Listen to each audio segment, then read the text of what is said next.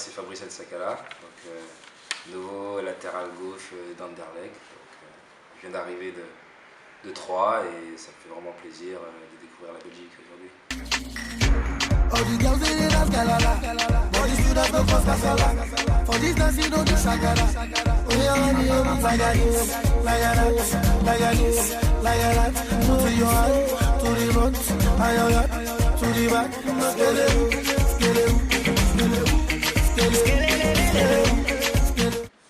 Alors j'ai commencé ma formation à Troyes, donc en Champagne-Ardenne.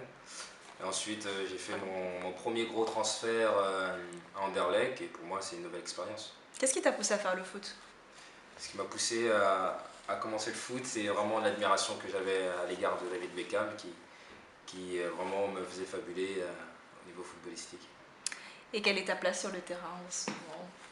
En ce moment, j'évolue milieu, mais ma première position, c'est latéral gauche. Quelle qualité faut-il avoir pour devenir un bon joueur selon toi? Les qualités premières, déjà, il faudrait avoir un grand mental. Un grand mental parce que c'est important, suivant la carrière qu'on peut avoir. Après, c'est beaucoup travailler, parce que sans le travail, il n'y a aucune réussite. Donc forcément, comme on doit être assez complet, on a souvent des contraintes et de là à se bâtir quand même une mentalité d'acier. On sait que vous venez d'arriver à Anderlecht. Dites-nous un peu, cela n'a pas été difficile votre transfert de Troyes à Anderlecht?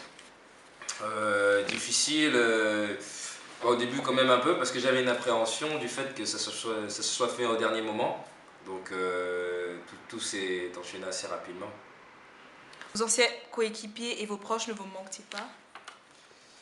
Si, c'est vrai que quand même il y a parfois des petits moments de solitude, hein, du fait qu'on arrive tout seul, mais après on sait pourquoi on est venu ici, donc on fait la part des choses et on continue de travailler dans le domaine du foot. Comment comblez-vous ce manque? Ben, moi je le comble plus par, je dirais, les instruments, parce que j'adore un peu me divertir en dehors du foot, donc ça me permet d'oublier aussi la distance qui a pu se créer avec la famille. Comment gérez-vous la distance? On s'appelle de temps en temps, surtout avec ma mère, on a un gros dialogue permanent, parce que c'est vrai que c'est quand même ma mère, donc elle me manque beaucoup. Donc, sinon, ils me rendent visite de temps en temps, du fait qu'il n'y ait pas un grand trajet à faire avec le Thalys, qui est de 1h, 1h20, donc ça facilite aussi beaucoup les choses. Rêvez-vous de l'étranger? Ben, pour moi, je considère que je suis déjà à l'étranger, donc c'est déjà une partie de mon rêve un peu réalisée. Donc je fais mes premiers pas dans les gros clubs européens, donc c'est une grande découverte pour moi. Si vous deviez quitter la Belgique, dans quel pays ou club aimeriez-vous jouer? Moi, j'ai vraiment été et je suis toujours fan d'Angleterre, donc s'il y a un pays que je dois me diriger après la Belgique, ce serait plus l'Angleterre. Un club?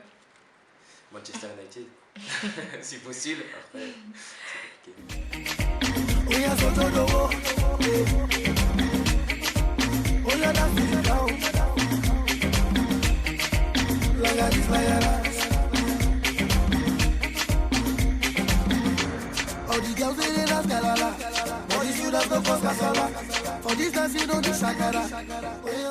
Que pensez-vous du championnat belge?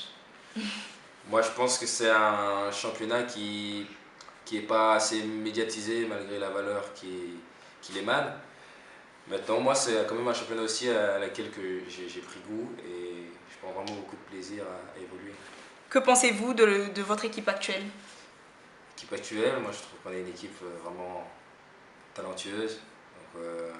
D'où on peut voir même des joueurs de 16 ans évoluer déjà en Ligue des Champions. Pour moi, c'est vraiment quelque chose d'exceptionnel. Donc, on voit à quel point le niveau est élevé. Y a-t-il une différence entre les équipes françaises et les équipes belges? Y a-t-il une grosse différence? Il y a quand même une différence, c'est qu'ici on travaille vraiment le domaine technique du style Hollande, alors qu'en France c'est vraiment tactique et physique, donc c'est deux politiques différentes. Et pour moi, de fusionner les deux, ça va me permettre d'être meilleur que l'an dernier par exemple. On sait que vous avez joué en équipe de France. Vous voyez rejouer en équipe de France?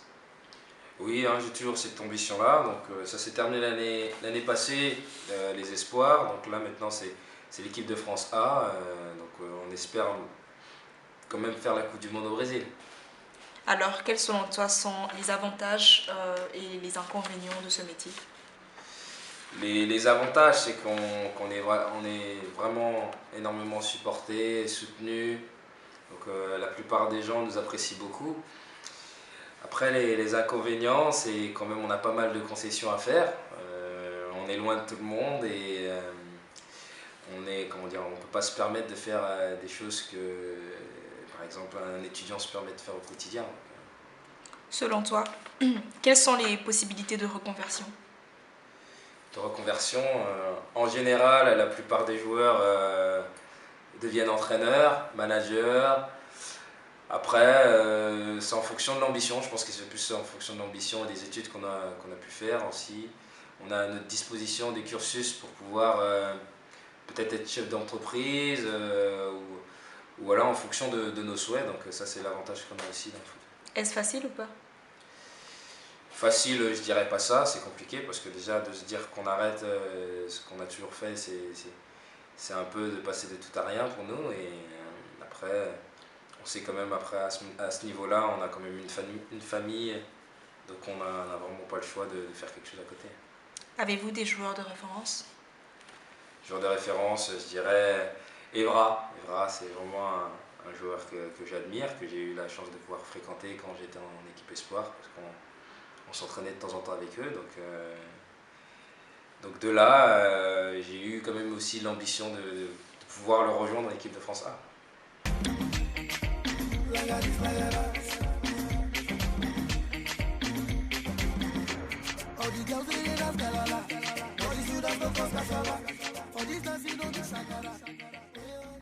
Dans votre équipe actuelle, avec quel joueur vous entendez le mieux?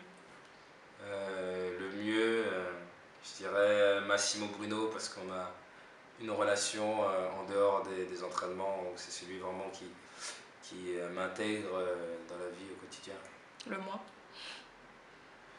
Le moins, je ne sais pas spécialement, je parle un peu à tout le monde, donc malgré qu'il y ait la barrière de langue de temps en temps, mais j'ai pas vraiment je déteste pas vraiment certains joueurs. Quelles sont vos activités en dehors du football? En dehors et ici à présent, pas grand chose, hein. C'est vraiment, j'essaie de me divertir du mieux que je peux parce que je connais pas spécialement encore Bruxelles, donc peut-être la peur de se perdre en ville, donc mais on essaie de découvrir quand même un peu. Quelles sont vos qualités? Alors mes premières qualités, c'est l'apport offensif. Donc, malgré que je sois défenseur, j'ai, on va dire, un rythme cardiaque assez élevé pour pouvoir faire les allers-retours. Et la seconde, c'est le plan tactique aussi, où j'ai énormément évolué depuis l'année passée. Quels sont vos défauts? Mes défauts, les défauts, c'est que peut-être du fait d'être trop joueur, justement, il m'arrive parfois d'avoir un relâchement. Sinon, mis à part ça, dans les autres domaines, j'excelle pas mal. Un mot pour vos fans? Un mot pour mes fans, donc j'aimerais dire qu'ils continuent à me soutenir comme ils le font aujourd'hui, parce que ça m'apporte énormément de motivation et j'espère pouvoir faire de belles prestations pour eux. Merci Fabrice Nsakala d'avoir répondu à nos questions. On vous souhaite une bonne continuation et plein de grandes choses. Merci à vous.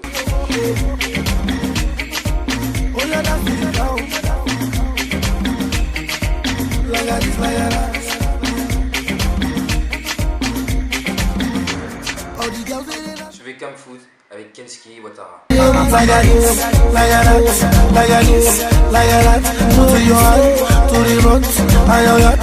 the